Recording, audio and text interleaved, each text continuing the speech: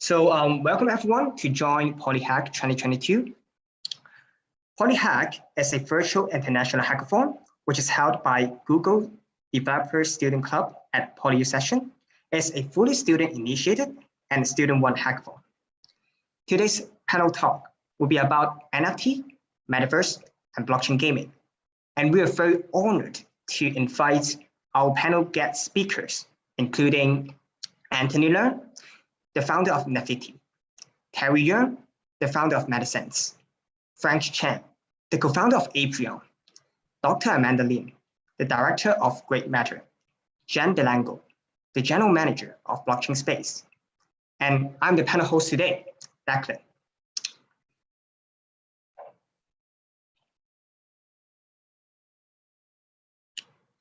So for today's event rundown, we will split it into 3 sessions. The first session would be about 10 minutes sharing session from each of our guest speakers. They will share with you about their company or their project that they are currently working on. And when it comes to the second part, which would be the fire chat session, we'll have some specific topic and theme, which is related to our guest industry, so as to facilitate their discussion towards in-depth analysis about the industry. And finally, we'll also offer opportunities to our participants to raise questions. And then I will help picking some features questions to ask particular guest speakers.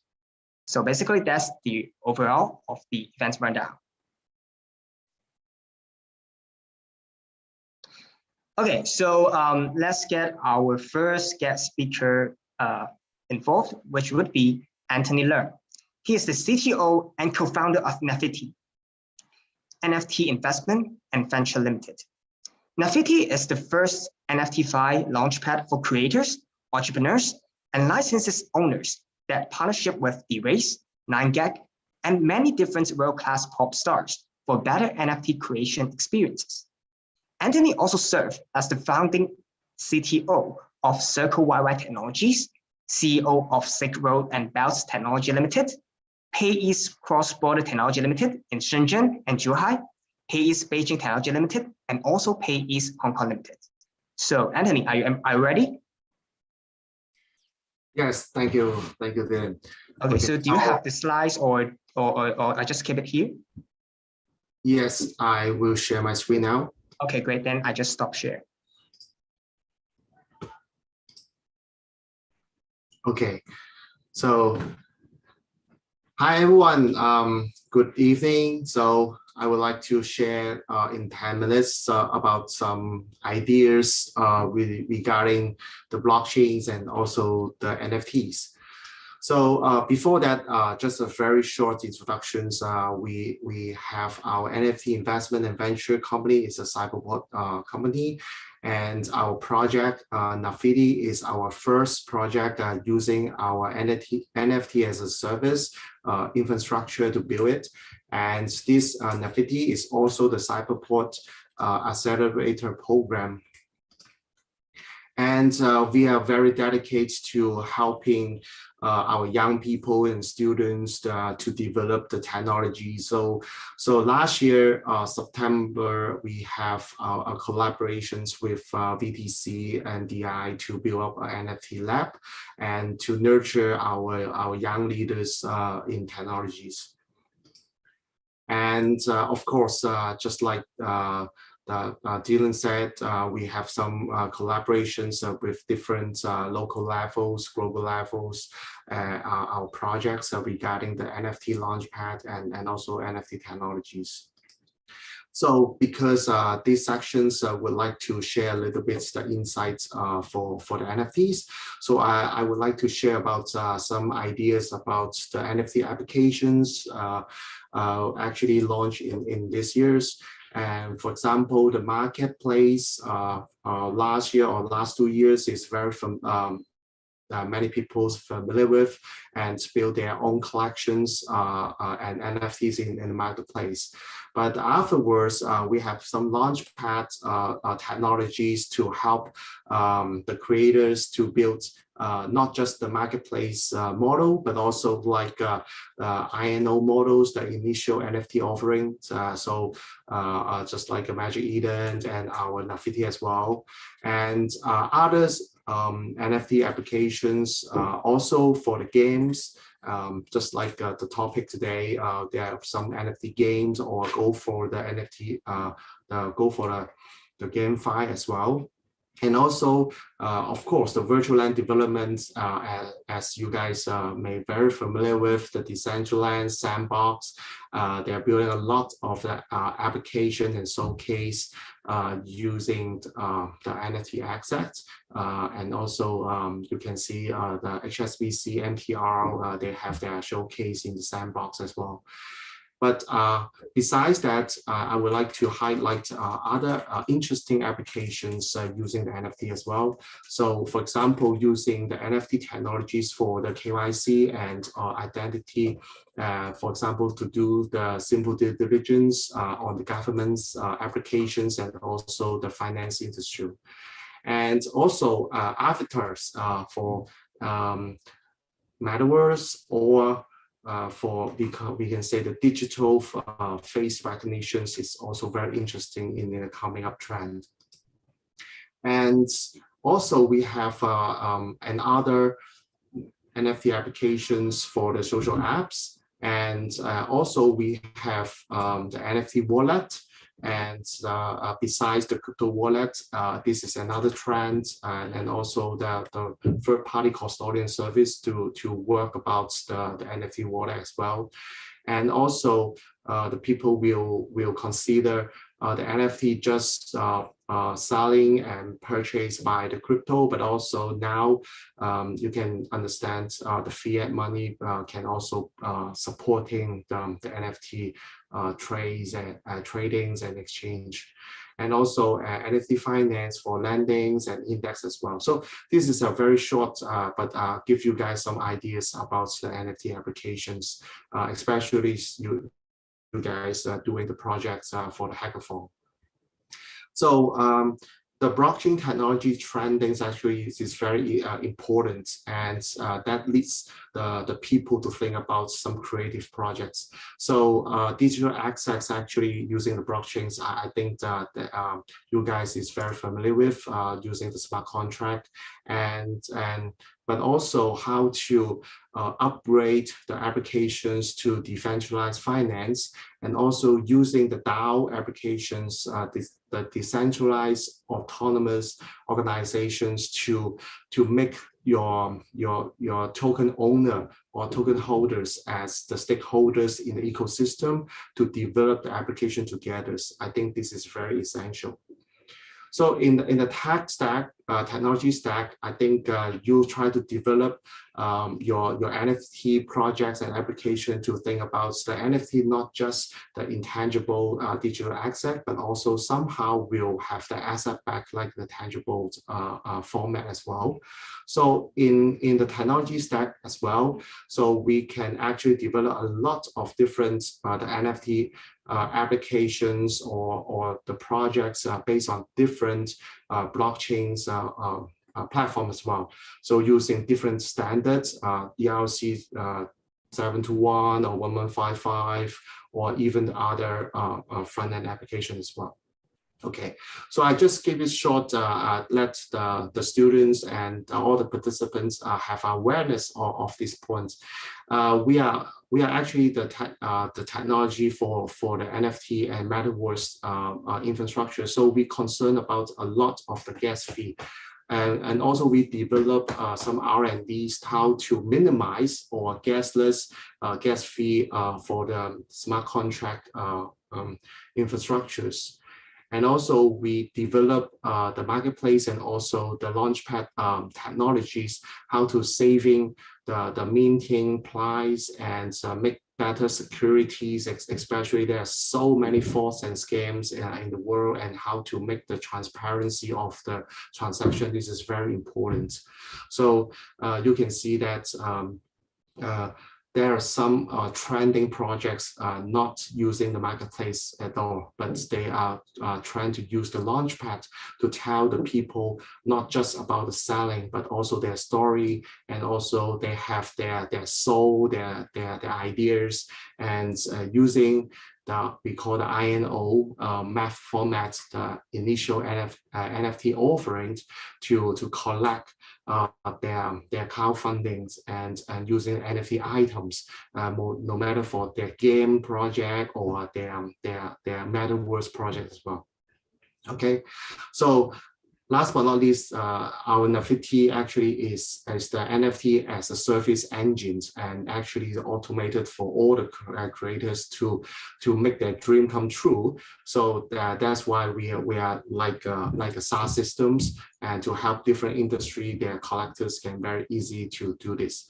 And then meanwhile, we have other engines to create our DAO system, and we are almost the first DAO project in this January, and acquire over 62,000 DAO users to collaborate with us, and actually this is very interesting as well.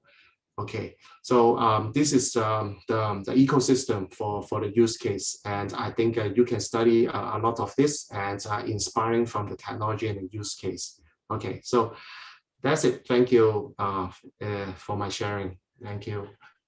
Yeah, thank you, Anthony. Yeah, so I guess you can stop sharing screen. Yeah, thank you. Okay, so for now, we can move on to the next speaker. So our next speaker is Terry Yeung. He is the CEO and founder of MetaSense under Imperium Technology Group Limited. MetaSense is a metaverse theme park which features various game amusements. It is built for every player to create within and values metaverse intellectual property with its featured IP system.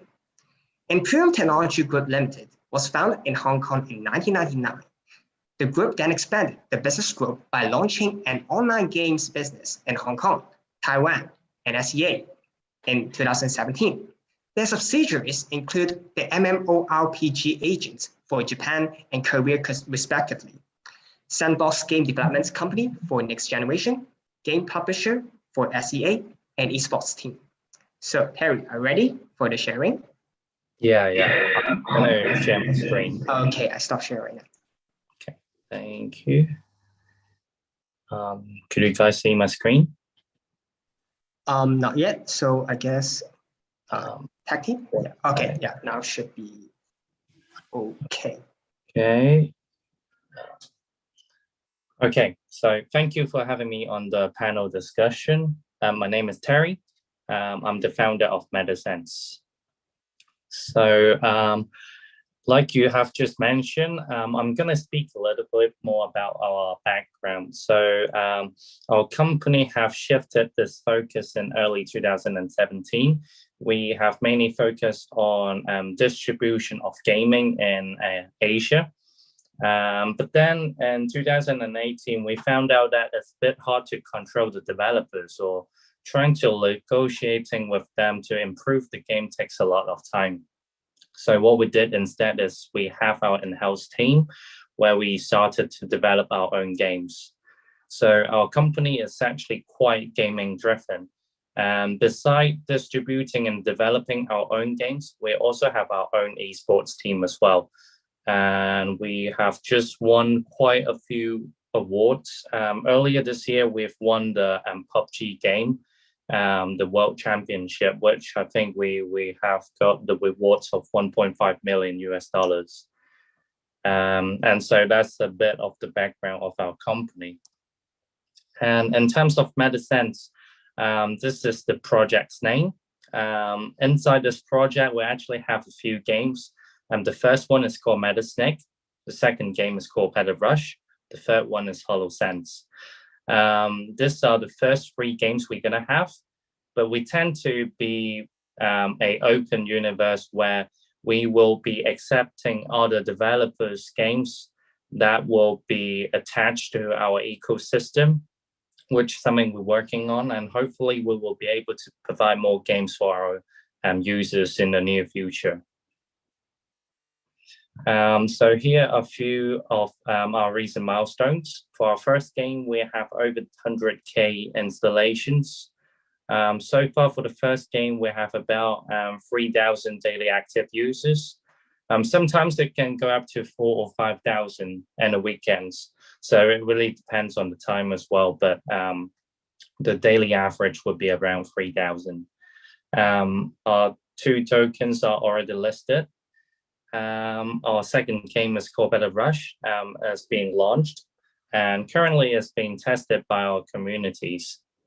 And we have been featured in different medias for over 1,000 times. And in our next game, we're going to collaborate with different well-known communities. So this is the overall chart of the 3 games we will be launching this year. So as I've mentioned, our first game is called Snake, which already launched, and it's a real-time strategy game, and you guys can actually download it and test it out. It's going to be on iOS and Android as well. And our second game, Better Rush, is a racing game. It's currently being tested, but at the end of the Q2, we'll be releasing the official version where it can be downloaded in App Store or Google Store. And as for our third game, HoloSense, it's a sandbox type of game. This one is slightly different. It will be available on PC, mobile, as well as VR. And in the Q3 version, it should be a beta version where our users can actually try it out. I think it should be ready in September, so our client can actually use VR system to test out the game. And we have our marketplace. So all of the NFT are integrated and can be buy or sell in our marketplace. In terms of the token, we have the 2 token MSU and UCG, which will be used throughout all of our games. So Metasnake. On the right side, you can see the actual game screen.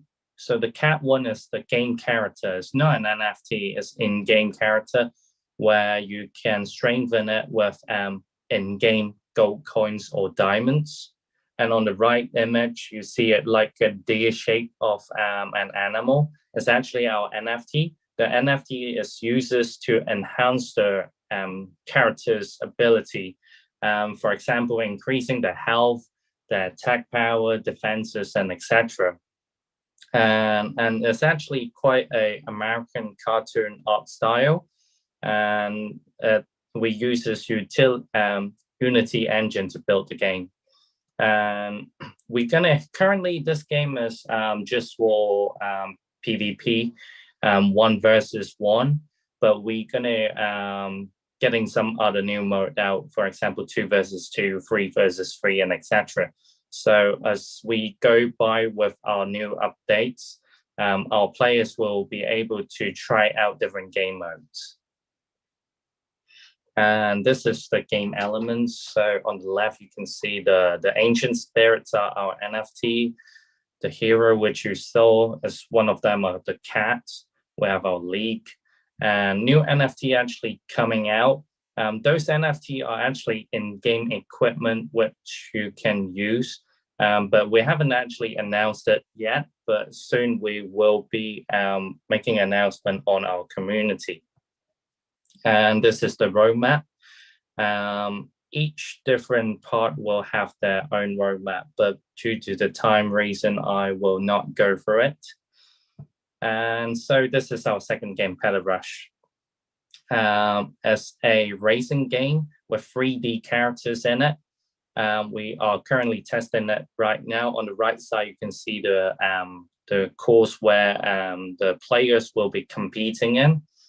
And this game will be quite different to other games you will see in the market because we will be accepting different NFTs and participate in our race. So for example, you will see not only our NFT, but additional other NFT or other communities joining our projects.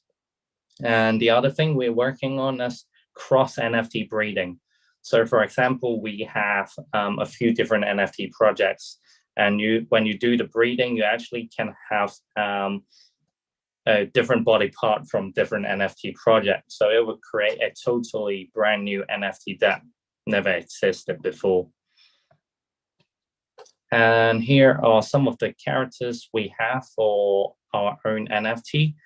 On the left, you can see the foxes, the middle one are the lion, and the right side are the cats. And we're gonna have a lot more animal coming. And so the graphic and the style are quite different to our first game. And then here is our marketplace. So where it's very simple. You actually just buy and sell your characters, doing trading on the marketplace. In Q2, we're gonna have the breeding function launch. And then in Q3, we'll have the bidding function added in. Q4, we're gonna have an NFT lending system where NFT can be lended out to different players. We aim to build something more than a marketplace. So next year, we will be having staking voting system on the marketplace. So it will not only be a marketplace alone the next year. And here's our ecosystem. So on the right side, which we just mentioned, are the marketplace. On the left side are our games, MetaSense, HoloSense, and PetaRush. We hope to increase our games and ask for more developer to come and to join into our ecosystem, and providing more options for our customers who choose from. We actually built a foundation helping traditional gaming company to transfer their asset into onto the blockchain, and so actually transferring them into a GameFi instead of a traditional gaming. I think I will not go through the rest because I've got quite a few more slides to go, but basically that's all for the moment, and I should stop sharing now. And those are the basic information about the stuff we're working on, and hopefully we can share more to you guys in the near future.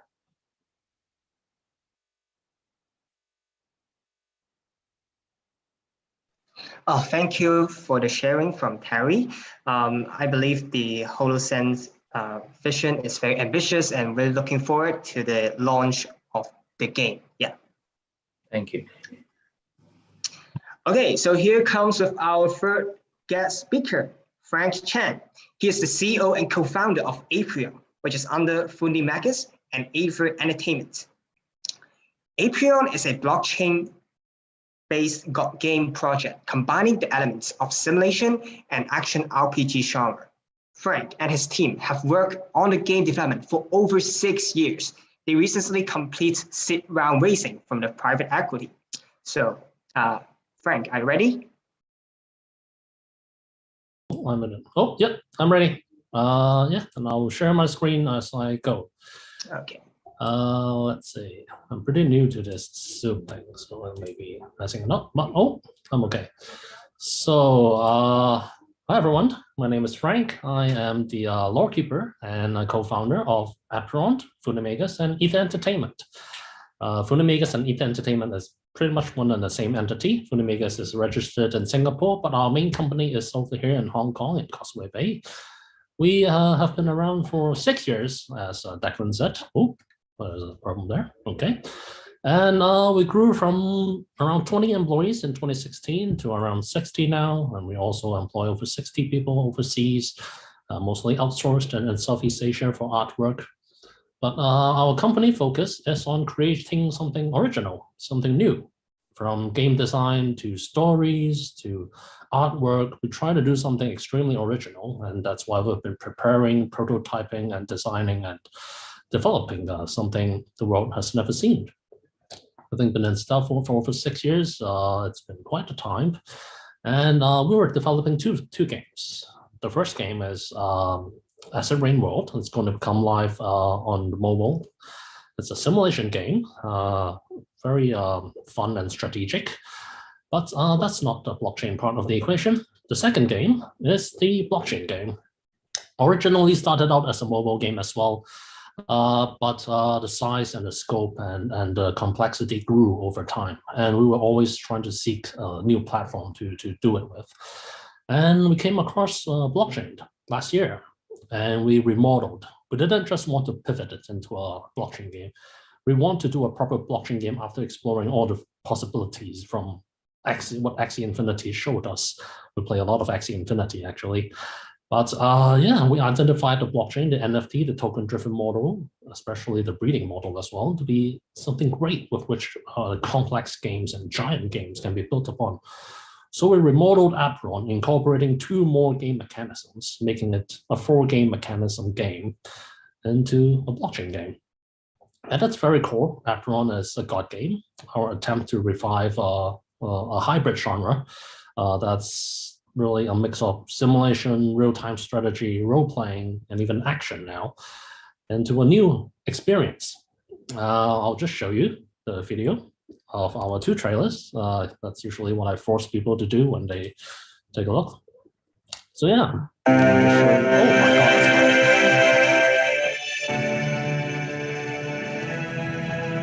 So I'm still sharing my screen.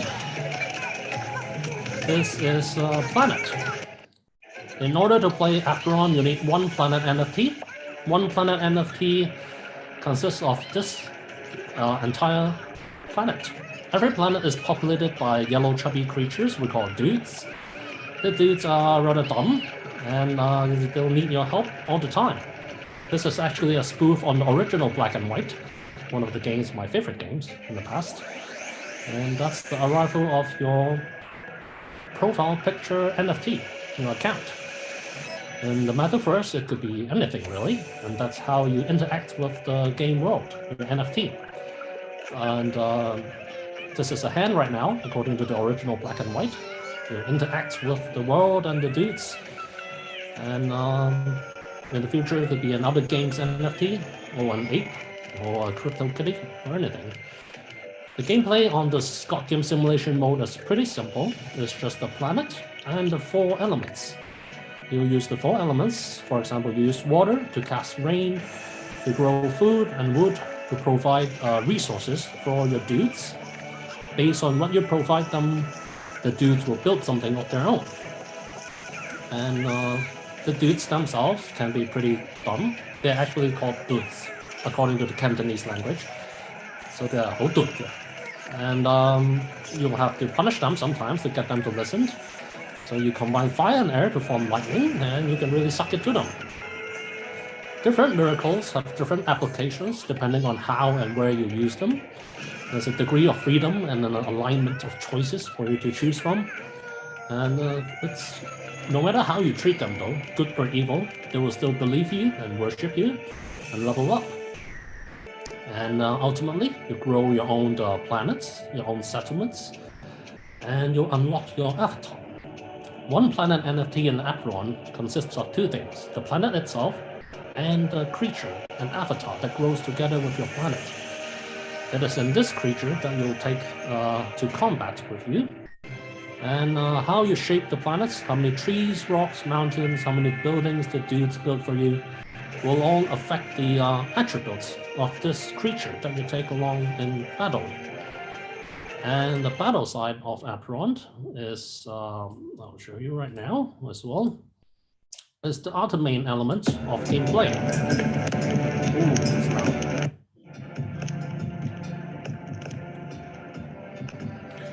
The Battle of Apron is very esports oriented. We devised it to be extremely new experience as well. A combination of card games, real-time strategy, and action gameplay. Sort of like Clash Royales, but with Dynasty Warriors and Battle Heart components. It's in real time, it's not turn-based. And you'll be able to experience an early part of this very soon. Our beta testing will be coming out in Q3 for our planet owners and our investors, of course. we've been developing these two prototypes. These are actually in-game gameplays. Those are not cinematics, not bait and switch. Both the trailers I'm showing you is done with our development build. And it's been a lot of hard work placed with a very talented team, still recruiting. And to present this game, yeah, we are like Hong Kong developers, so we are super anime freaks and PP Gundam fans.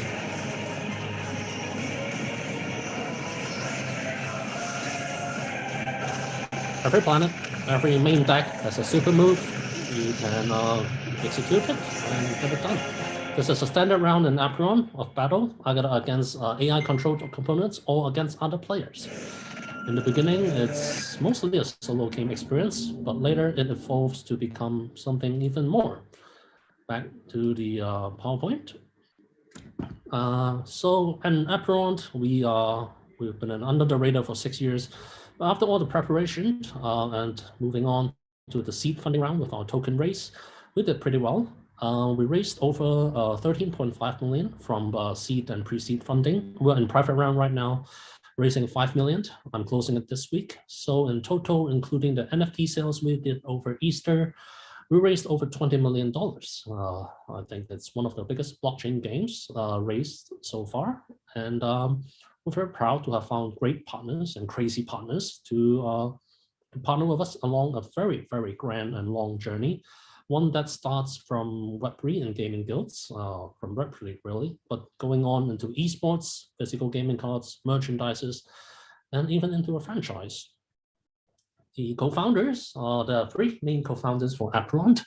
And I'd say for the entire core team of 30 employees and 5 co-founders, I actually am the least qualified on the entire team. Everyone else, including the core team members, have over 10 years of game development or franchise development or art development experiences on the team. Only I am the person that's actually not involved in the game industry before. I was a private equity investor and management consultant before that for over 10 years. But I've been a very crazy and passionate gamer all my life. And so it's been my dream to create my own game. And I found equally crazy developers around Hong Kong to pursue this with me. That's Orange and Gem, where the actual development and the design of the games and everything takes place. My role in the company is actually more involved with business, financing, and higher concepts of spitballing, where I throw my ideas as a gamer out and get my ass kicked by my 2 co-founders for being too crazy. But yeah, I'll share with you my experiences, my stories in terms of fundraising, because being invited by Declan. Well, actually, I really have to thank Declan and Poly for inviting me to be a guest speaker, popping my cherry in terms of public panel hosting. Never did that before. But I was looking at the hackathon, the PolyHack you guys presented, and I saw you guys were involved with problem solving. So I guess I'll share my 2 cents and my experience with pitching, because pitching my own project and pitching to Web2 and Web3 investors is a lot like presenting problem solving, doing presentations. And so I'll share my experience here. So presenting a problem, presenting the approach, and presenting the results is actually a very integral part of a presentation, especially when you're tackling problem solving. It's not just about showing the results. How you build the narrative and how you approach everything is actually a great experience for you all to learn, not just for this hackathon, but ultimately it will benefit you into the future when you look for a job or when you start up your own company and try to pitch to investors. Because how you approach problem solving, how you present it, will be useful for a lifetime. So I broke it down into 3 parts. Presenting the problem is the basics. Everyone needs it, Web2 or Web3, even in a job interview, to present your knowledge and your understanding of what is needed and what the problem, the underlying issues will be about. And one of the main focuses I want to focus on in Web3 and in this presentation, the remainder of this presentation, is on presenting an approach. A lot of times the answers does not really matter as much to the interviewer or to the investor. What they really want to look into is how you approach your problems, your mentality, and how you arrive at it. You have to learn and practice how to speak up as you think and let them know your thought processes. And in Web3 and in life, really, a lot of problems will arise. And just taking a look at 1 or 2 ways how you handle your problems, it's not enough for the interviewer or for the investors to know how you're going to handle future problems. So they really like to take a look at how you think and how you approach all these problems. And it's in your job and in your very nature. You have to present this properly if you want to land an interview, or if you want to land or land a job or land investment. And finally is presenting the results. The results, of course, if you guys are still undergraduates, will be your report cards and your internships or your past experiences, how you present them and how you let them know how this will be the grounds with which the future of your development and how you will contribute is something you really need to work on as well in order to land a job or to land investments. Further breaking it down in terms of Web3 and Web2. So when presenting the problem, most likely in investments and in the early Web2 ages, you'll be presenting in 2 angles, one from the industry, what's needed to be done around the industry, or what's needed from the point of a user. Both is pretty well known, but in Web3, this translates to other problems as well. And the main problems Web3 is facing right now is 2 things. One is adoption. The Web3 is still very young. Users is still very few. And we need to find ways for new users from the real world, from the Web2, not the real world, from Web2 and from the traditional internet using the social media crowds into Web3 users. And on the other side of the problem is sustainability. A lot of people feel Web3, NFTs, and tokens as more of a fad and something not meant to last. But there are actually many other real-world applications and undiscovered potentials with which player ownership, NFT, and decentralized tokens and organizations can do. It's our job as a developer or as an employee or as anyone to find these solutions. For future entrepreneurs who want to try their hand at starting their own companies, this is pretty much your mission statement. And to present your approach, well, this is pretty important in both Web2 and Web3, because oftentimes you are judged on how you handle things, how your team handle things, and what tools you guys will be using to develop the final product or along the way as you tackle problems. And the Web3, one of the main problems many people ask in the Web3 and post Web2 actually is, why do we choose Web3 as a platform? What makes this worthy in Web3? Why can't I just build my game in Web2? Why can't you just do this with a mobile app? Why go the extra step into blockchain and tackle all these problems? It has to be beyond money. It has to be something else actually. And on the other main part actually, if you're looking for investments in crypto, then every single investor will ask one word: tokenomics. Tokenomics, tokenomics, and tokenomics, and that's pretty much 90% will all of them focus on. There are 2 parts to tokenomics. The first part is in how your tokens, how your NFTs will be created, and how it will be burned or recycled. These input and output of your token or NFT is an extremely important equation that you have to work on. And on the other end is how the investors, the allocations will be, the emissions of your tokens will be handled. What's the vesting, what's the unlock, how many of it is allocated to the investors, to the players, to the ecosystem itself. It is actually a very fundamental that every investor will look into. But every presentation, depending on who you present to, can be different. You need a healthy balance of 2 types of investors and developers, really. The passionate ones and the capital-focused ones. The passionate investors who really believe in the blockchain and believe in the team and look for something different will want more focus on how you approach, what you are thinking, how you approach and tackle these problems. And much like interviews and job interviews, I've been in interviews quite a lot in college, and the good ones, the big ones, the really prestigious ones, I will always look into the way how you handle the problems, how you speak out loud during your think. The solutions never really matter to them, to be honest. but it's how you handle the problems, what philosophies, what values drives your teams and your thinking is where you should focus your presentation.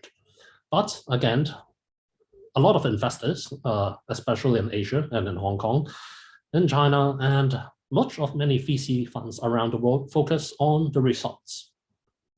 What is your grade, which is very normal. People judge you based on what grades you got from your exams, and from a company, they will look at your MVPs and your the community size, the floor price, and what revenues have you guys generated so far.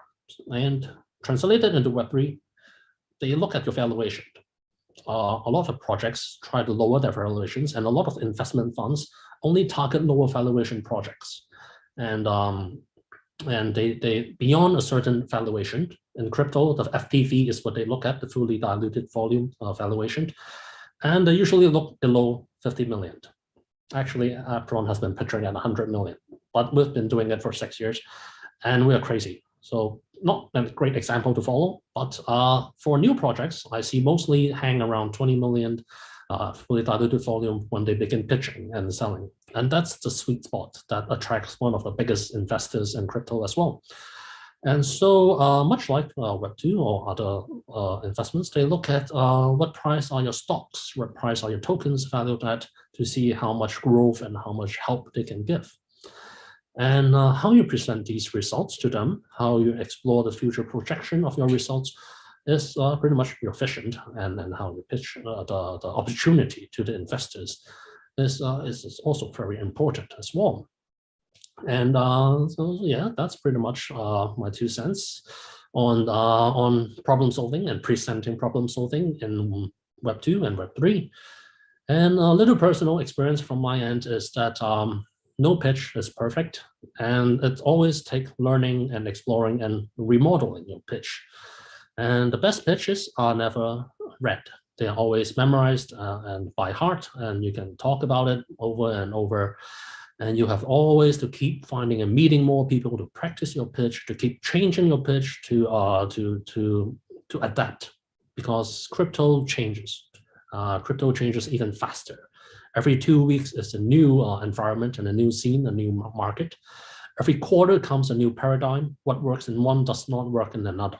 And you have to keep changing. You have to be adaptable, and you have to be thinking on your feet together with your team.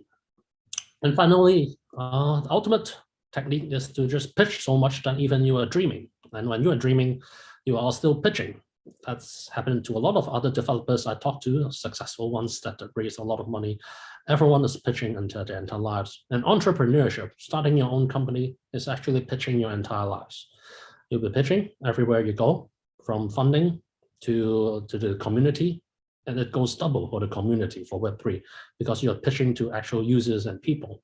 And so you'll be constantly doing pitches, and when you reach the point where you begin dreaming that you're pitching, well, you'll be beginning heading the right way. And finally, for Apron, for me, my 2 cents is Cantonese saying, or not Cantonese, a Chinese saying, in Cantonese is 知恥近乎勇. Well, in English, it's like, well, only by knowing humility and shame can one truly improve. So know what you fucked up, and know what you did wrong, but know how to improve, and know that it's good to know that you did something wrong, and then continuously improve your pitch.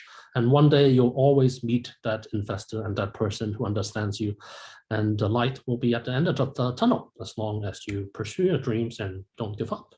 So yeah, that's it from my presentation. Thank you. And thank you again, Declan and Poly, for having me here.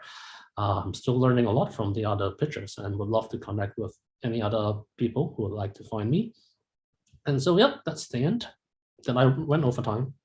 Yeah, it's fine, yeah. But thank you so much for Frank's sharing. I think your sharing is already way beyond PolyHack. It's even related to if anyone who would be become entrepreneurs, or who would like to be the pitch, who would like to pitch to anyone like community or other investors. So it's a really insightful sharing. Yeah. So perhaps we can continue to our 4th guest speaker, who is Jen Belangu. She is the General Manager and Regional Expansion Lead of Blockchain Space. Blockchain Space is a guild solution provider, enabling play-to-earn game guilds and players to scale in the metaverse by boosting the player management, gathering guild data insights, and providing specialized guild financing. So far, they have already secured investment from notable investors, for example, like Animoca Brands, Infinity Ventures Crypto, and also Spartan. So, Jen, the stage is yours now. Thanks, Declan, and good evening, everyone. Well, it's evening here in the Philippines, where we usually call it like the epicenter of play to earn. So happy to be here. So I'll briefly go through maybe other Do you projects. have a slides or? I'll share screen. Okay. Hold on, can we just submit here? Can you see my screen? So Yep. let me just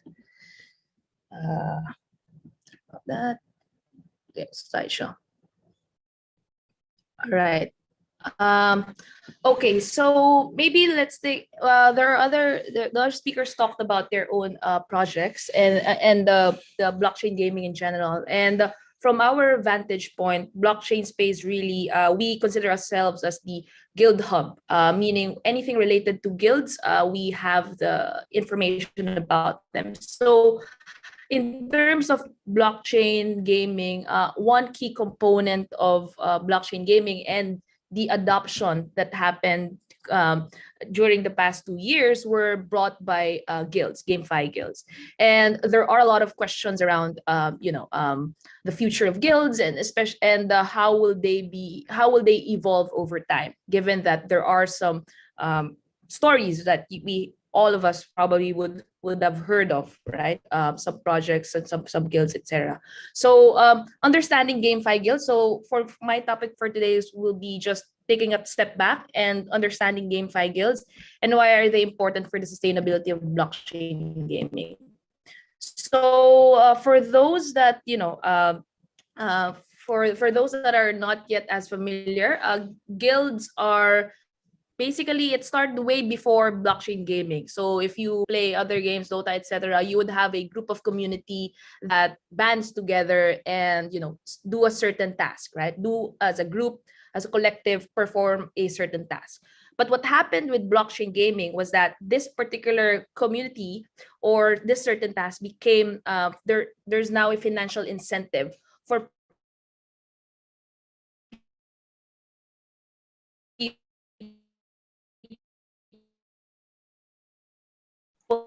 Hello, Jen. I guess there's some connection issues from your side, I guess.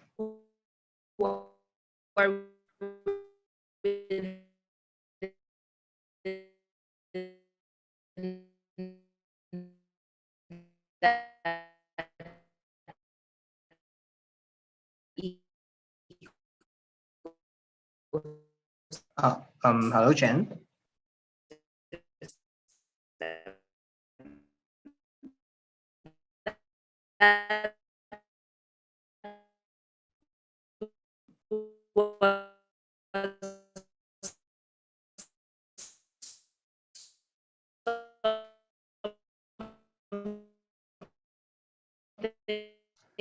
Or Jen, perhaps you can turn off your camera so as to reduce the bandwidth. Would it be better?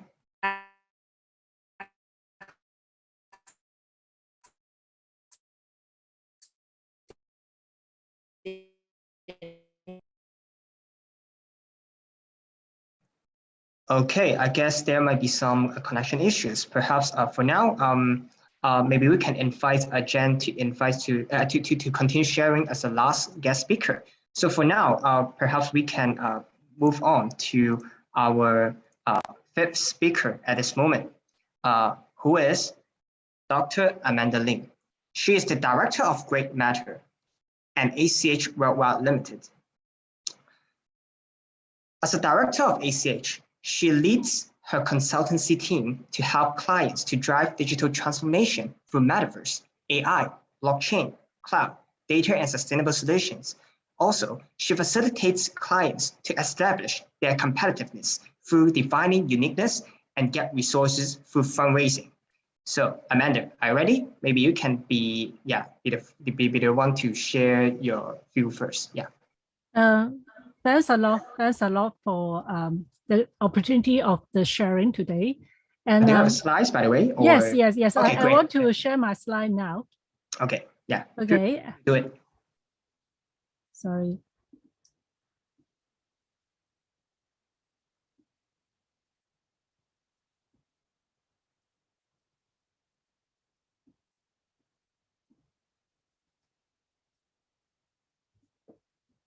So you see here, I have my the logo.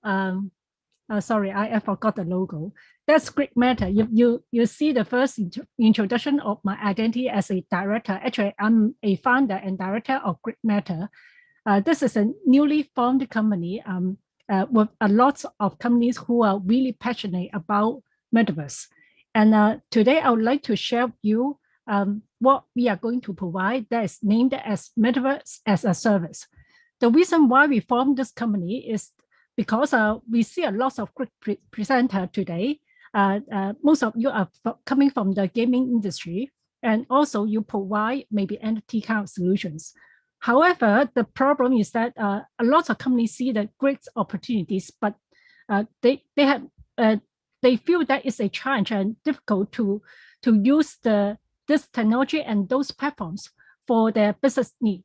Their ultimate goal is not use metaverse or using this kind of NFT as a tool, but their ultimate goal is to create value for their business.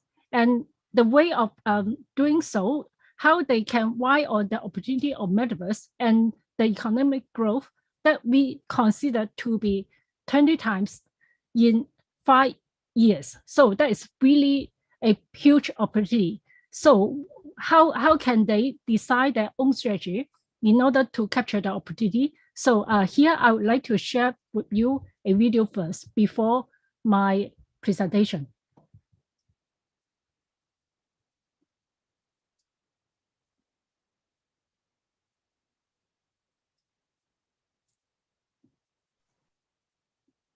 Will you share your screen again? Sorry.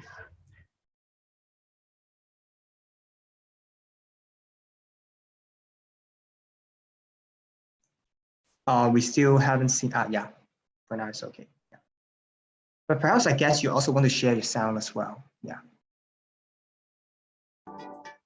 Can you hear the voice?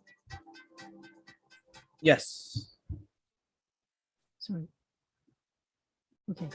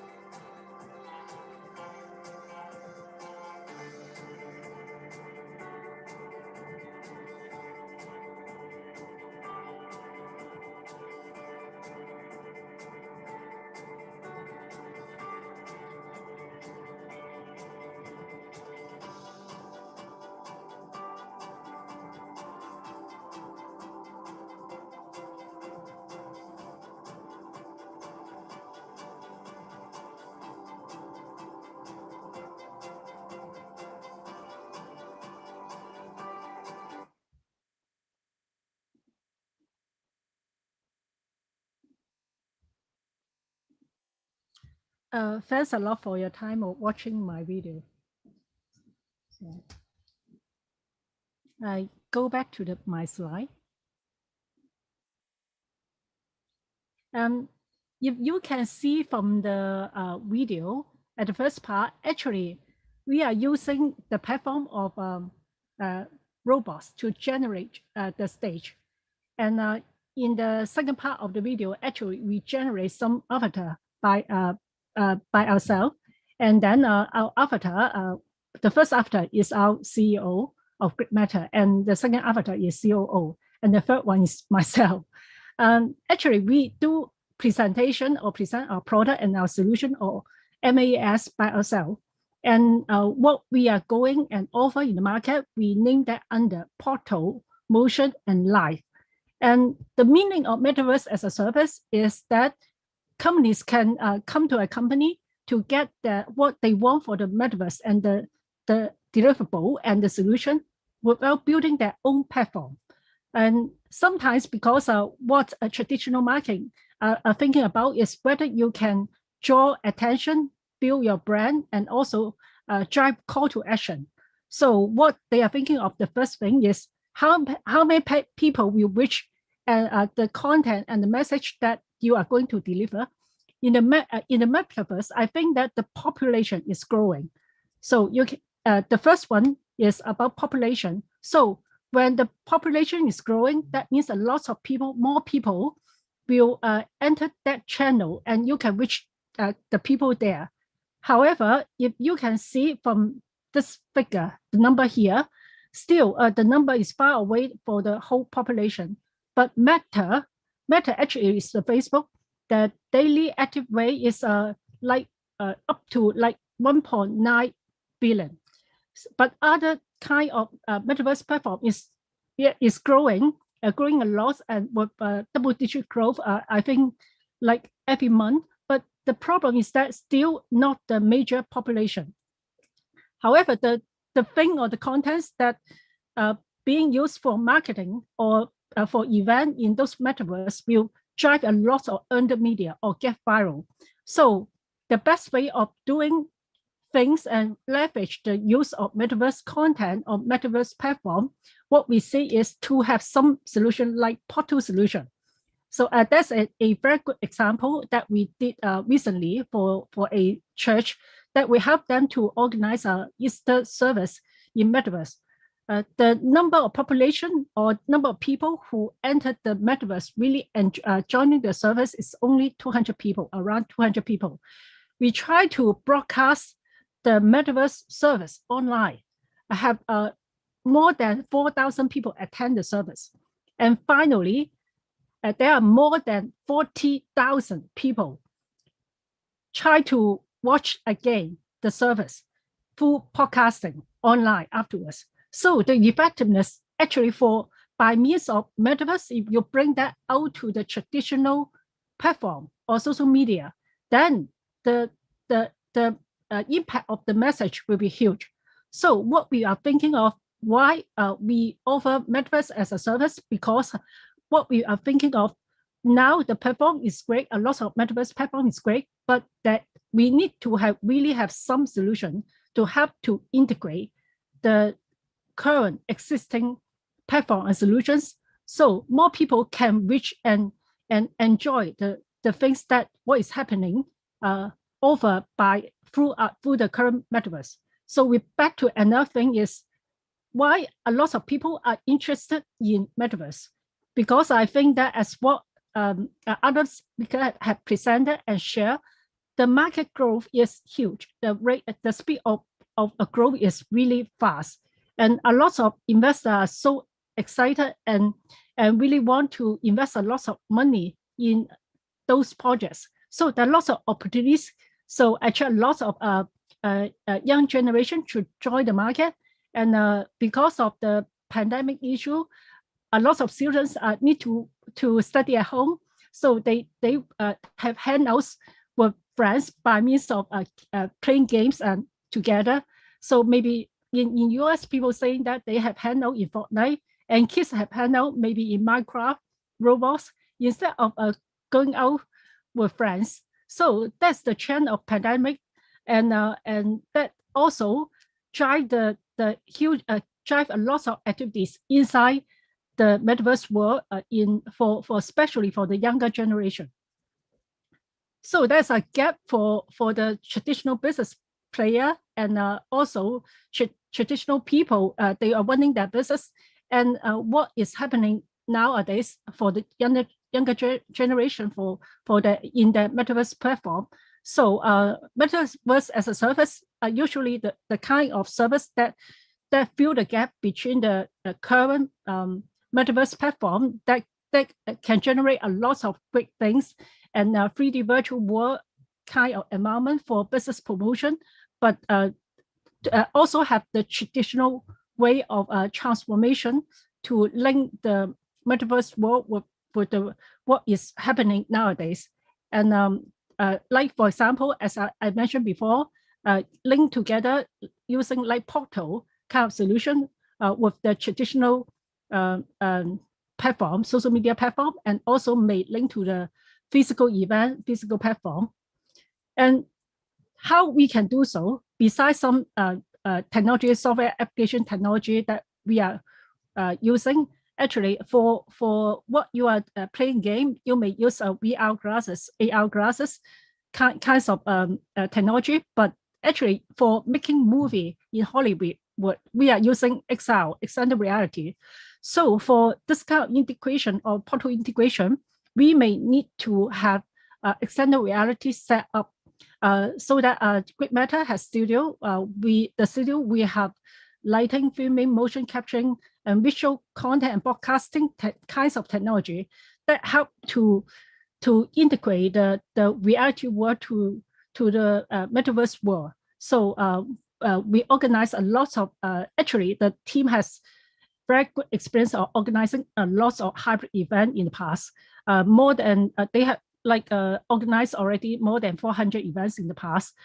In the past, yes, metaverse platform is not so popular. So most of the events are like making Hollywood movie. But now, because of the popularity of lots of metaverse platform available in the market, so metaverse and online and also offline events are merged together and work together for presenting the brand value, and also have events, and also has entertainments kinds of things for the market, for meeting the to-be business needs.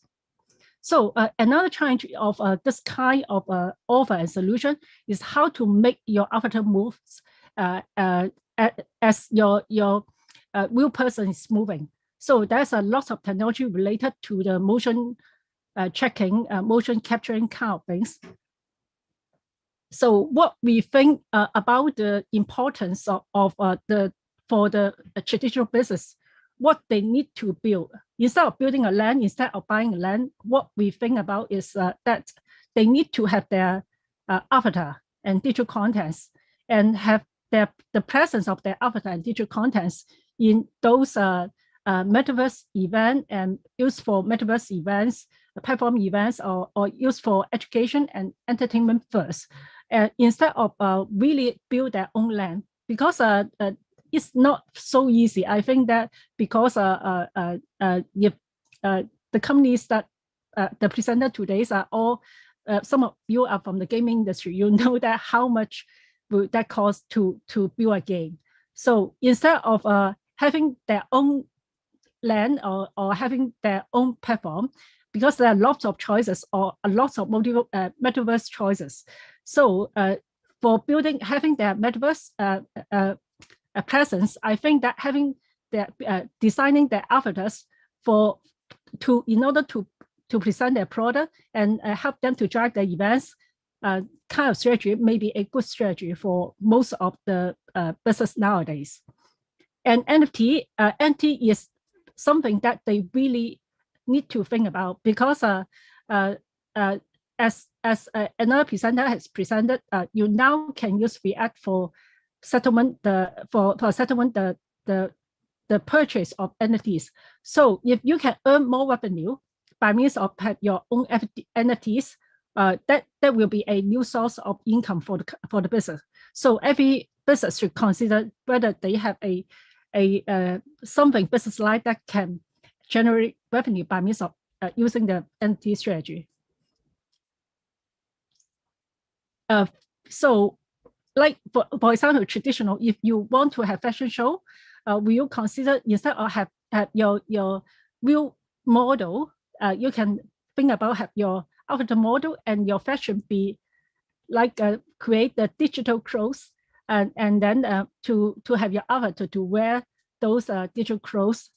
But recently we did avatar, and we find that there's a big gap. If there's anyone can help, the fashion, the marketplace for buying clothes, of digital clothes is very, the style is really poor. So we cannot put very good fashion on our avatars. You can see the free avatars. Actually, I spend a lot of time to tune the fabric color and the color of the dress. I want to buy some beautiful dress from the marketplace of the digital clothes, but cannot. So I need to really do a lot of time to fix the clothes texture and also how it looks like.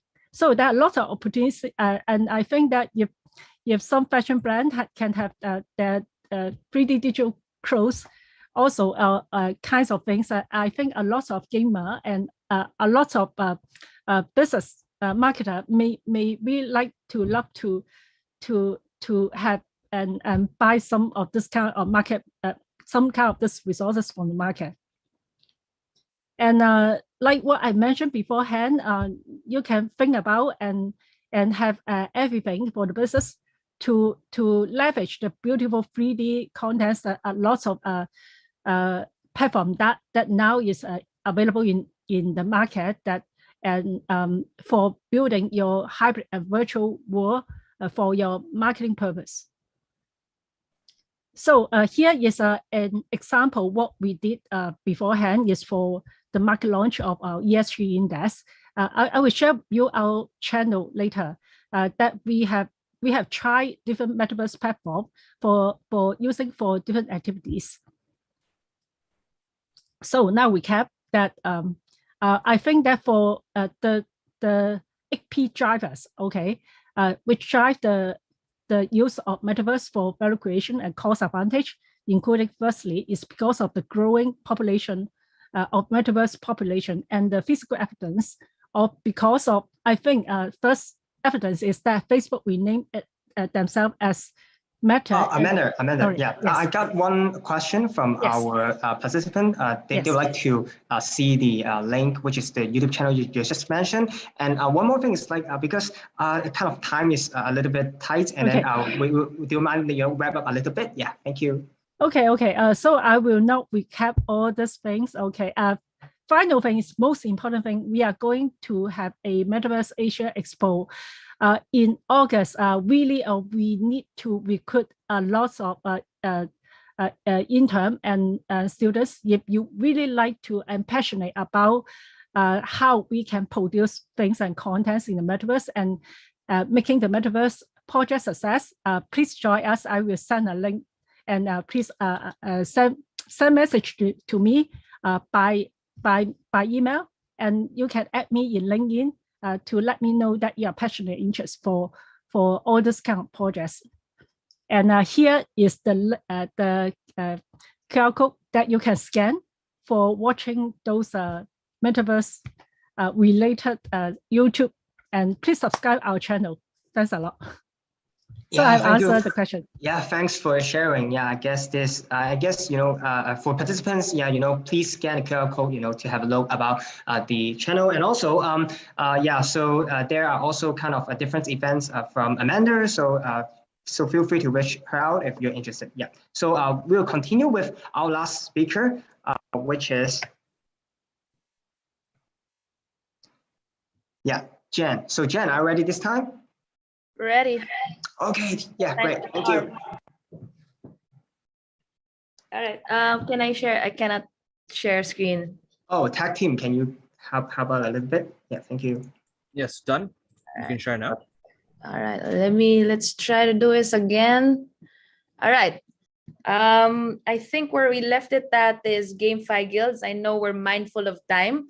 So basically, blockchain space is the biggest data aggregator of guilds in currently we have about 24,000 in our database, representing about 1.5 million players.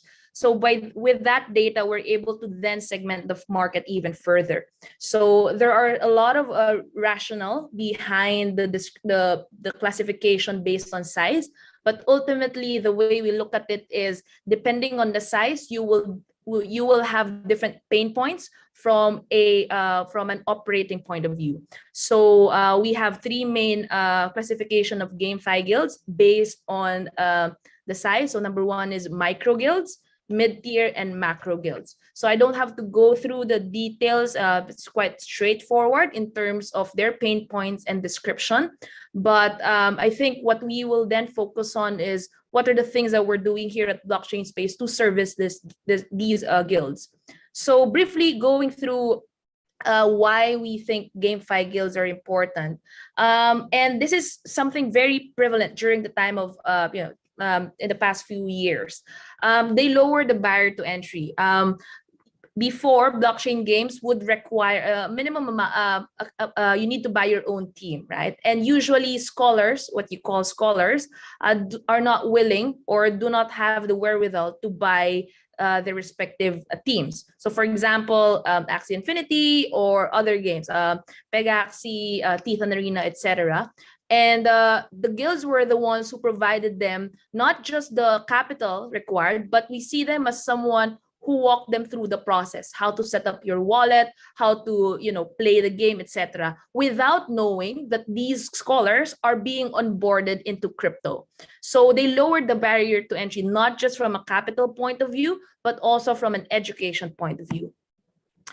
Second is GameFi guilds allow experimentation, not just from a guild managers, guild owners, but the scholars themselves, because there are a lot of blockchain games right now, and usually scholars, and maybe I should classify scholars. So scholars are, this is something a big of a phenomenon during the time of COVID, and I think it's getting a lot of traction in Southeast Asia, and slowly in other countries as well.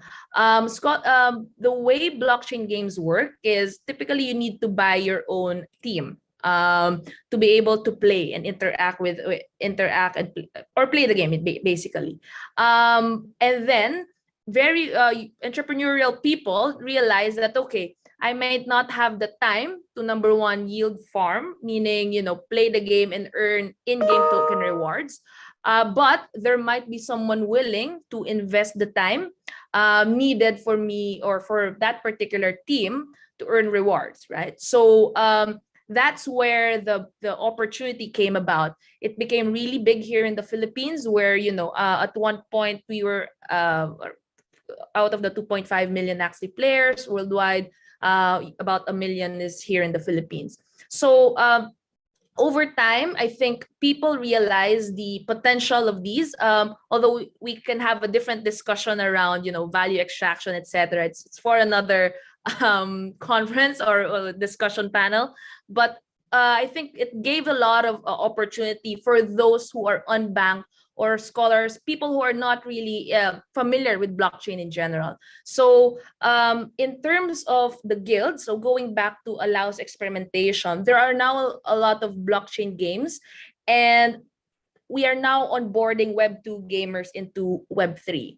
So for them, Axie Infinity might not be the game for them, but they might not be willing to put in the capital or resources, so they want to experiment. So guilds will then provide them other assets, in-game assets, to be able to play this particular game prior to them committing capital or allocating resources or by creating their own guild. As I mentioned, GameFi guilds also educate. We're seeing a lot of these guilds evolve, not just, because they focus on community building. It's not just about money anymore, or from an ROI perspective.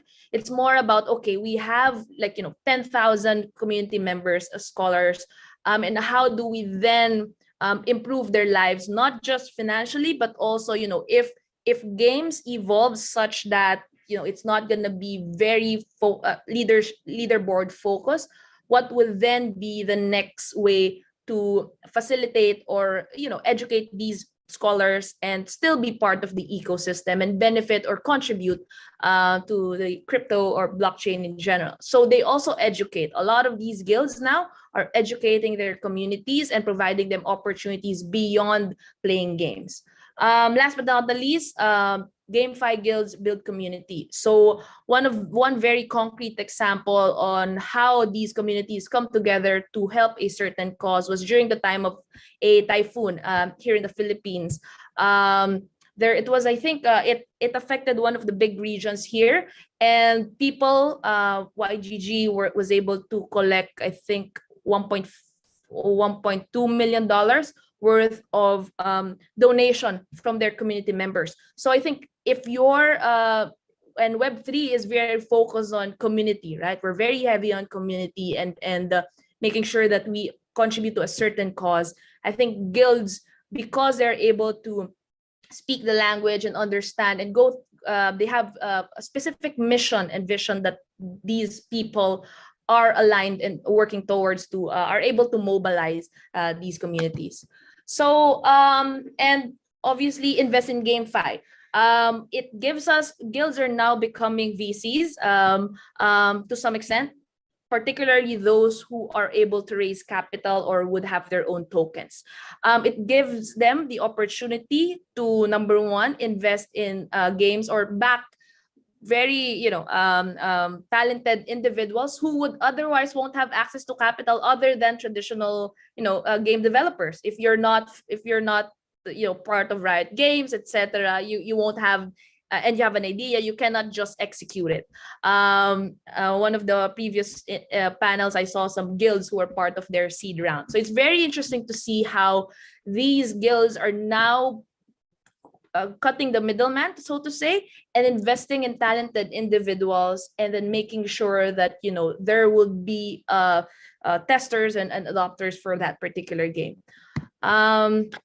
So who are we? So what's blockchain space in general?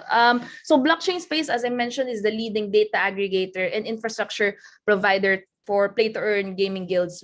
We have already 20,000, so 25,000 as of today, and representing 1.5 million players. So these are just a sample of the partners that we have. So because we are basically the data provider in anything related to guilds, we are then able to partner with not just games, but also any projects that would be interested to cater to guilds. So as I mentioned, guilds are there to they would have their own communities, and usually these scholars or their community members would have other needs as well. So for example, providing microfinance loans or providing capital for any reason in particular for their scholars or guild managers. There are also other infrastructure providers, so ERP solution. Over time, guilds are evolving to become like businesses wherein they have a community management perspective, and they also have a treasury management department, because you're accumulating in-game tokens, and then you don't want to be you don't want your portfolio to be just in one particular basket. You would like to diversify your holdings, so over time, instead of you holding one particular in-game token, the guilds would have to then allocate resources to different games as well, or any other cryptocurrency for that matter. So we partnered with about more than 25 games. This is just a small snapshot of our guild partners. We have about, as of yesterday, we have about 150 guild partners represented in about 21 countries worldwide. And I think for that, we also partner with esports. So we just sponsored the Air 22 event in Las Vegas. So actually our founder is there, Peter. And we also partnered with other projects, NFT protocol, NFT lending platforms, and so to speak, because you're seeing that a lot of projects in crypto are now finding a community, and inevitably they will find guilds to be that strong of a community, such that if you are able to capture guilds, because they are able to get information from their scholars, managers, it's easier from a integration and education point of view, because it's still very hard to navigate the protocols of different projects, DeFi projects in particular. So guilds will be your gateway in terms of growth engine for Web3. Next slide. So blockchain space, quickly, we have three main pillars: education, tooling, financing. So we've been around since 2018. Prior to us becoming one of the leading data aggregators in the space, we were actually we hosted a lot of crypto projects here in the Philippines. So if they wanted to penetrate the Philippine market, we were the ones who hosted these particular projects. So 2018, when Axie wasn't really a thing, we hosted 2018, 2019, we hosted the founders here and introduce them to the Filipino community. So for us, we still remain educators, and we see this as an extension of our roots. Secondly, we are also a tooling provider. So we have around 4 products right now. We have a web-based dashboard. We have Discord bots, but in that particular Discord bot umbrella, we have about 30 already. And then we also have our insights dashboard. So basically, I would say it's like a Bloomberg. Our Kozo Insights dashboard is like your Bloomberg for guilds. How many scholars do they have, their community, what games they play, etc. Last but not the least, we also have our last pillar is financing. So because of the data that we're able to collect, this is something very important for those who would like to provide financing solutions to guild owners, guild managers, or even scholars. It's a big problem, especially in Southeast Asia, the unbanked. So here in the Philippines, the unbanked is around 77%. That's a big number. So majority of the people are either unbanked or underbanked. And microfinance has been trying to solve that problem. And in terms of adoption, MetaMask was able to reach 3.5. I think we were able to reach 3.5 million wallets here in the Philippines in just a span of a year and a half. So the adoption is there. So if you want to, real world business models wherein you can integrate easily to blockchain and the community is there, I think this is a low hanging fruit. So we've been talking to a lot of DeFi projects and credit scoring providers, so that we can find the right mix in terms of providing capital for these financing and giving them access to capital for these individuals who are part of our ecosystem. So we, as I mentioned, we have a guild partner program. So this is something that we are rolling out very aggressively for the past few weeks. It's an exclusive membership program where our guild partners connect with games, receive game insights through our sorry, there's a typo there. Game insights through our Kozo dashboard, and then manage their guilds through our guild management system. So we have our guild management system in place. This is just a snapshot of our guild partners. So it's all across the world. We have in France, Turkey, etc., India, Philippines, Brazil, Latam. So there's a lot. I'll just browse through the value add for our GPPs. Since I think the audience today are quite not really on the guild owners, guild managers. So basically, but what we do is we connect guilds and games.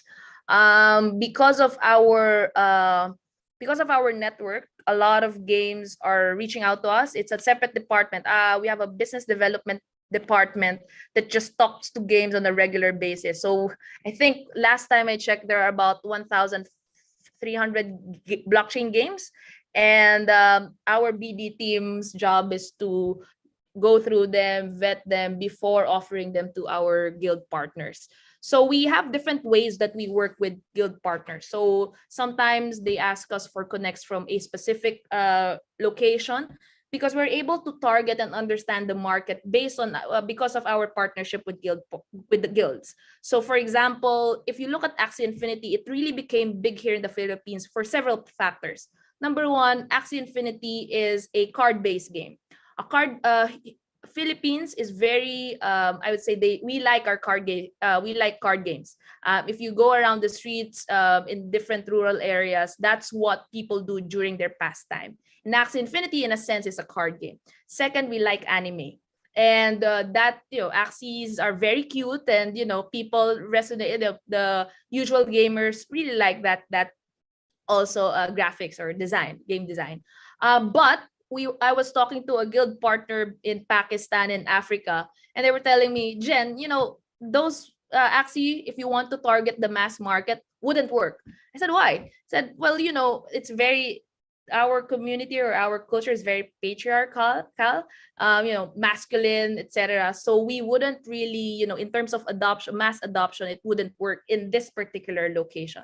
So those types of market data, we're able to get that. And then if we have a game partner that we can direct them, okay, what's your game? Okay, this XYZ, RPG, MMORG, something like that. And then we think this would be a good location for you.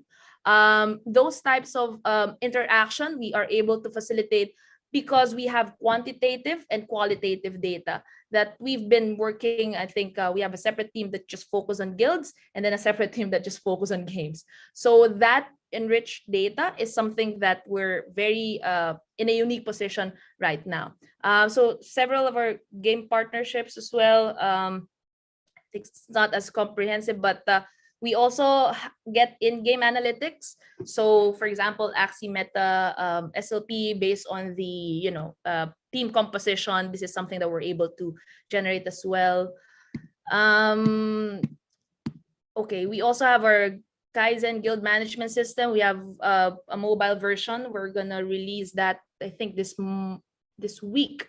Yeah, this has been in testing. So basically, it integrates with your own web-based dashboard, and that is out of the interactions with our guilds. I think integrating a web-based dashboard and a mobile app would be very, very helpful for them in terms of monitoring their scholars. Yeah, really looking forward for that. Yeah, I hope our guild could have access to this ASAP as well. Oh yeah, Declan is also part of us. So Declan, I'll ask Carlo to reach out separate on that. We should let's have a catch up on that. Yeah, let's have a catch up. So I guess, because time is a little bit running out. So I guess, you can perhaps wrap up a little bit. Yeah, thank you. So basically, I have a sign-up sheet for guild partners here, but for those that are interested to learn more about, how we can work together, just message me on LinkedIn or on Twitter. My Twitter is JCB_BSPC. Let me just drop that here, and happy to discuss how we can collaborate. And there are other speakers here who are games. Actually, I've been asking my BD guys if we've touched base with you guys, but thank you for having me, Declan, and the PolyHack team. Yeah, thank you, Jen. Yeah, it's a really insightful sharing. Yeah, so as a guild co-founder, I also learn a lot from this sharing as well. Okay, great. So I guess we can quickly, because for now, the time is a little bit running out, but I think it's still fine to have some extra sharing. Okay, let me share the screen.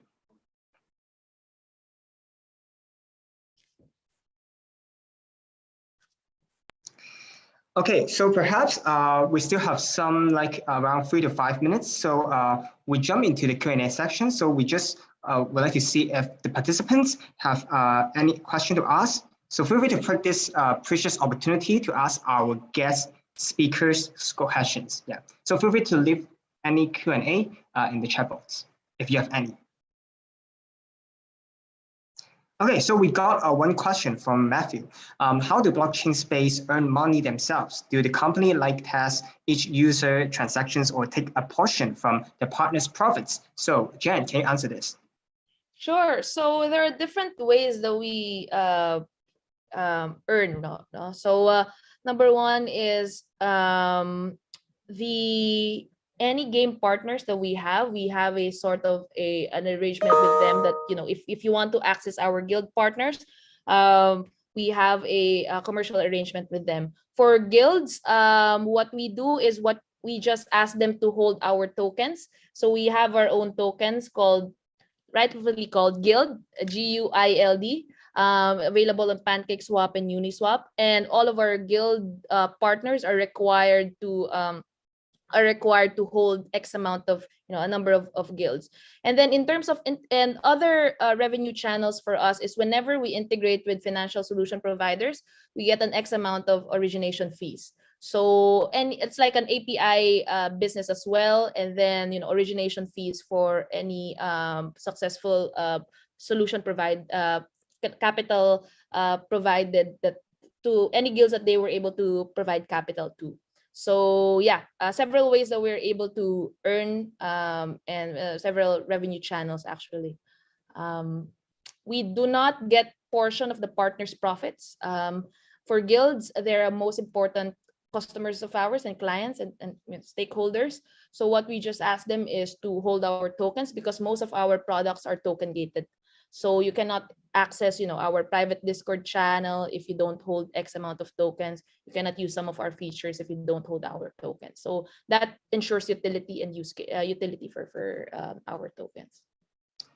Okay, so thank you, Jen's answer. So do any participants would like to ask like 1 to 2 more questions, and then we just quickly end. Okay, we got another question. Games has gone through a lot of changes. Skins, for example, in Minecraft and skins in Valorant were the only digital assets available. Now with the blockchain and NFTs, users can now sell and earn. What is the future of blockchain and NFTs and gaming? Is there any business models or strategies? Okay, so I believe this question would be more likely, would Terry or like, yeah, Frank would like to answer this question? Maybe I can show you my real experience of what's happening. And there actually are lots of big brands contacting us to see what should be the strategy for the NFT and the gaming and blockchain. I try to elaborate those terms in terms of traditional marketing terms. For the gaming, it's like hedonic value when you play, your experience, and you feel passionate about something. So if back to the traditional marketing terms, is that through the gaming experience, then you can put those brand experience in those gaming environment, and that may be the brand's NFT. The brand's NFT, if you are thinking about a handbag or a virtual handbag, if you are already an avatar, you like to have a physical handbag or a virtual handbag. I prefer a virtual handbag so I can play inside the game. So I think that is a matter of whether, because I've seen a lot of your presentation related to your game, whether you can let a lot of gamers to play together, to create things together. I think the beauty of the metaverse, the thinking, the thought is to co-create things, and you really can hang out inside those spaces. But a lot of games nowadays that can only have limited players. Each space can maybe entertain less than 50 people, even the really good platform. So that is the major limitation. Blockchain with the DAO can set the rules of the metaverse, but the problem is still the same thing, the network issue, the bandwidth issue kind of things. Once the bandwidth, the hardware kind of issue are all resolved, that's the time that a lot of mature business models really can happen inside the metaverse. That's my thoughts. Thank you, Amanda. So is there any add-ons from Terry or Frank? Sure, I'll take it. Okay. Okay, so what are the future business models of blockchain and NFTs? I think for NFTs, the real application comes from, such as Amanda has said, real-world merchandises. A lot of times, many designers and brands and retailers have no idea how many of merchandise they should design or publish. What is the trend? What will be the future trends? The analytics and tools developed for that. But if you do that in NFTs, you can actually use the NFTs, the virtual object, to gauge the sales of the actual demand of that product before actually manufacturing it. That's what Artifact and what Nike and a lot of other brands are experiencing and learning from NFTs right now, which can save a lot of the development costs and also enhance the amount of funding they get via the NFTs. NFTs can also act as member passes and everything for these exclusive top-end merchandise brands to develop. And the model is pretty simple over there. You set up NFT products, you get the initial reception, and if it goes, you enhance that NFT further, and then you can burn the NFT for them to actually create the product and mail it to you. That's one of the prevalent business models evolving in the fashion industry right now. For the games right now, the pre-sale of NFTs and the ability to integrate players into the ownership process actually is great, because players on two ends, one is on the branding and on the storytelling and game creation end. Traditionally in the mobile space and many other spaces, I think there's a lot of games that could not focus on branding, on developing their IP franchises properly, because free-to-play is a very competitive market and are very heavy on monetization. But with NFTs, because players actually own the products, or sometimes they even have to buy it before the game launches, they will spend a lot of time exploring the games and playing the games properly, much like old Web2 games, because they already purchased it. They don't mind going through a longer tutorial, learning more about the game worlds, instead of moving on to another project. So it presents a great angle with which stories and brands can be built and told, more merchandise can be sold or built together with the teams. And then finally on the blockchain and on the tokens and the trading between players, much of the NFT models nowadays exist in the form of marketplace trading, where teams and developers can get a portion of the sales every time it exchange hands. Most of the times, NFTs are now the cartridges that you need to play games. Every time in the old world, there's a huge second-hand market you see in the Wanchai and Shanshoupo. They're always second-hand markets. The developers and creators never get their hands on this. But now with NFTs, every time an NFT is passed on to another player, the developers can take a portion of the sales in the form of commissioned or marketing or marketplace fees, which is really lucrative when you scale up.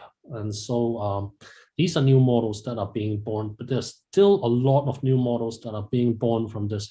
Skins is just one of the things they can do with NFTs, but they are with actual full on-chain functions in the future. One NFT can become another NFT, not just via developers or platforms, but even user input can be created from within. But honestly, I think the technologies are 3 to 5 years away for the full on-chain functions and the real metaverse to take hold. So still got time to do development. Okay. Yeah. Thank you, Frank. So I guess is there any add-on from Anthony, because you're more likely in the NFT investment sector. So what do you think about this question? Okay, thank you. Actually, because we are doing the NFT as a service, right? So we are building up a lot of different verticals to support different industry. So as a very short to explain this, NFT actually is a fans economies, right? So the fans actually to support these economies to make the launch pad, the minting, especially the second market. So no matter it go for the game or other retails or whatever's, the most importantly is the how big or how good to elaborate the fans economies or the scales to develop, right? So I think that this is a very essential point. So especially nowadays, even there are some Web2 social medias, they now go for the Web3 social media platform, or even DAO is try to make a more effective fans scope or base to support this ecosystem can work healthy, and also it's not the people just for dumping or just for or somehow it is a very short investment perspective.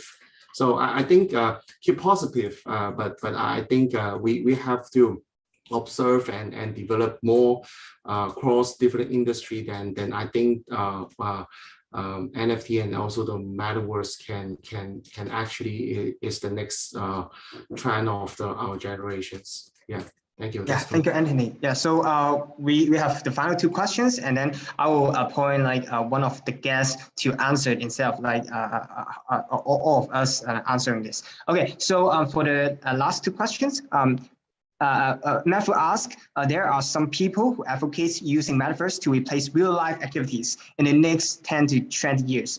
For the marketing POV, is this something sustainable in the long term? So I think it somehow relates to Terry's project, right? Because MetaSense is trying to build a metaverse theme park. So what do you think about this question? So I think it's an interesting question. It's not actually replacing, and I think it will answer the over-adopting question as well. It's actually giving another option to the customers. So whether you want to play on your PC or whether you want to play on your mobile or on your VR headset, is an option for the customers. Whether they want to be fully diving into the game or into the metaverse, it's an option for them. But as a developing company, we think that we should provide the offer, the solution to the customers where they can choose whichever way they want to be involved in the metaverse, whether they want to use mobile on the go or they want to use a VR headset at home. So there's a lot of different choices out there. And I think what we're doing is trying to provide whatever we could in different ways to fulfill and to meet the need of different customers. So I wouldn't say we are working on something that are over adopting, but instead providing more options to the customer to choose from. Thank you, Terry. So any add-on from Amanda, I believe, because you're working especially on the metaverse domain, right? So I guess you will have some opinions. I would like some people is asking why if you can do something by Zoom, why you need to go into the metaverse. I think that is a matter of marketing question. The rates of call to action. What's the response rate? If nowadays, if you just do that by Zoom, how many participants will you aware of the Zoom meeting, and a lot of people are passionate to join it. I think that because there are too many Zoom meeting and Zoom marketing activities, if like awareness, if you do something special like the metaverse platform, people will be so interested and passionate about how will that look like, and they really will be interested to see if they can join it or not. So from the marketing perspective, it's just about the awareness and people feel interested, like earn the media and you get viral, and a lot of people, because I think that a lot of people may aware here, a lot of spaces have limitation. So you need to have parallel spaces in order to entertain a lot of people to enter the metaverse at the same time. So no matter what's a big event, if you want to have lots of people enter the metaverse, you need to have lots of resources. So so not a lot of people have entered and trial a lot of metaverse platform beforehand. Maybe like I asked a lot of participants here, you can do a research later to see how many people have experienced the metaverse event beforehand. So because of the curiosity, so a lot of people want to have a try of the metaverse event, and the effectiveness is good because instead of presenting by means of test, poster kind of things, you can experience and feel and go inside the event, and no need to travel there. So it will save a lot of cost. And replace the real life activities. The question is that it depends on the hardware development instead of the software application, as what I think about. As long as there are more sensors that can replace the real life sensors, like your eye, you can see things outside the world, and even from the universe. And if you can touch things like what you can touch, like real thing, if you can smell things as what you are like experience the things. If things are all like that and you don't need to wear heavy headset. And actually, I have an investor, he told me that he has invested in contact lens that can see things like AR glasses nowadays. So, we have project that would like skin. You can touch, put on your skin, then you can touch things like the real things, that you can feel things like the real things. Finally, I forgot to share with you that our team also invests in startup projects, and we have lots of investors. And ACH is helping company to do fundraising. If you have really interesting project, welcome to share with me. Yeah, I guess we got a lot of entrepreneurs here. Yeah, so I guess probably you just leave. I just saw you just left your contact method. So I guess our members or our participants will definitely would like to connect you after this event. Okay, so basically, sorry for a little bit overrun, but basically that's it for today. And before ending this session, I would like to do a sneak peek on our another events tomorrow, which is we'll have another panel talk, which is also hosted by me, which will be about another theme, which is smart city and fintech. So will be the same time tomorrow. Okay, so if you want to stick to our latest events and updates, please join our WhatsApp announcement group and also Discord channel. And one more thing, if you'd like to connect me afterwards as well, the left upper corner, there's a QR code. You can scan it and connect with me to discuss. It could be related to PolyHack, or you got any other question related to blockchain gaming or metaverse or NFTs. Feel free to connect. I would like to share my views as well afterwards, after these events as well. Okay, so once again, thank you for the panel speakers spending their time here today. And then so here's the end of the panel talk session. Thank you so much.